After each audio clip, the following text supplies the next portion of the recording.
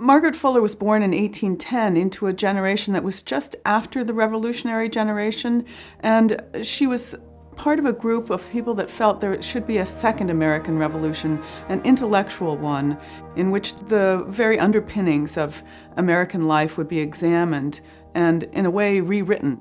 A powerful thinker, powerful writer, somebody with great political urgency, a sense of engagement with the world, engagement with what the United States could be, a sense of honesty about its shortcomings and also its potential. Here's a woman who, in a sense, lived with this tension between culture and politics, and also a woman whose identity was so much bound up with her as an intellectual, as a thinker. That's what distinguished her. That's why she wasn't like other women and other men.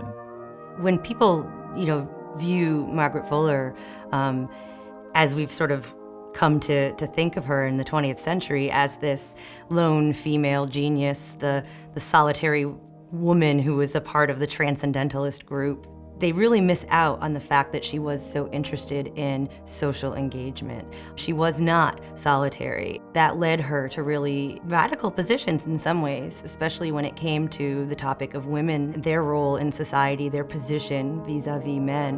When she got to Rome, she just loved it. She loved the atmosphere, she loved the dancing, the saltarello, she loved the art. Started to feel the stirrings of the Roman Revolution. This is where she really went from being a tourist to being a resident, a sojourner, if you will. She's also well connected with the Italian revolutionaries, and her column in the Tribune goes from being this travel account to being more of a political sort of column, where she's publishing translations of sort of decrees that the revolutionaries were posting for the public and so forth, and she's describing the scene, and especially when actual hostilities break out. She's there as a war correspondent describing what's happening.